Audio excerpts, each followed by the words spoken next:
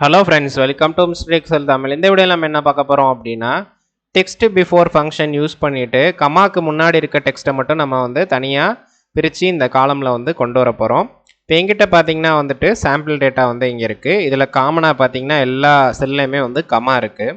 இந்த கமாக்கு முன்னாடி இருக்க டெக்ஸ்ட்டை மட்டும் நான் வந்து அப்படியே இந்த காலம்ல வந்து கொண்டு வர போறேன். இதுக்கு வந்து பாத்தீங்கன்னா text before அப்படிங்கற ஃபங்க்ஷன் வந்து யூஸ் பண்ண போறேன். வாங்க வீடியோக்குள்ள போலாம்.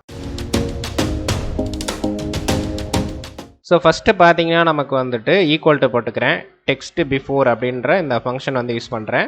நல்லா கவனிங்க, இந்த ஃபங்க்ஷன் வந்து பாத்தீங்கன்னா ஓல்ட் வெர்ஷன் எக்ஸல்ல எதுலயுமே இருக்காது. நியூ வெர்ஷன் அதாவது லேட்டஸ்ட் வெர்ஷன் எக்ஸல்ல மட்டும் தான் இது இருக்கும்.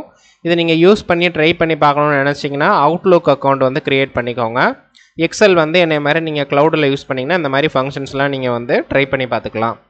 ஸோ இப்போ பார்த்தீங்கன்னா அடுத்து வந்து இந்த செல்லை வந்து செலக்ட் பண்ணிக்கிறேன். செலக்ட் பண்ணிட்டு இப்போ கமா கொடுத்துட்றேன். நமக்கு இதில் வந்து கமாக்கு அப்புறம் தான், அதாவது கமாக்கு முன்னாடி இருக்க டெக்ஸ்ட் வந்து இருக்கணும், கமாக்கு அப்புறம் இருக்க டெக்ஸ்ட் எல்லாமே ரிமூவ் பண்ணணும். ஸோ அதனால் என்ன பண்ணுறேன் அப்படின்னா டபுள் கொட்டேஷன் கொடுத்துட்டு இங்கே கமா கொடுத்துட்டு திரும்ப டபுள் கொட்டேஷன் கொடுத்துட்றேன். இப்போ க்ளோஸ் ப்ராக்கெட் கொடுத்துட்றேன். இப்போ என்ட்ரு தட்டுறேன். இப்போ பார்த்தீங்கன்னா கமாக்கு அப்புறம் என்னென்ன டெக்ஸ்ட் இருக்கோ அது எல்லாமே ரிமூவ் பண்ணிட்டு அரியலூர் மட்டும் எனக்கு தனியாக வந்துருச்சு. இப்போ இதுவே இந்த இடத்துல கமா இல்லை, ஒரு டாட் இருக்குன்னு வச்சுக்கோங்களேன். ஸோ இந்த இடத்துல வந்து நான் கமாக்கு பதிலாக என்ன கொடுக்கணும் அப்படின்னா டாட் கொடுக்கணும். பார்த்தீங்களா, டாட்டுக்கு அப்புறம் இருக்கிற எல்லாமே வந்து பிரிஞ்சு வந்துருச்சு. ஸோ இந்த சிம்பிள் வந்து கமா தான் இருக்கணும் அப்படின்னு கிடையாது. அது மேபி டாட்டாக இருக்கலாம், இல்லை அண்டாக இருக்கலாம், என்ன சிம்பிளாக வேணால் இருக்கலாம். ஸோ இதே மாதிரி நான் வந்து எல்லாத்துக்கும் ரிப்பீட் பண்ணுறேன்.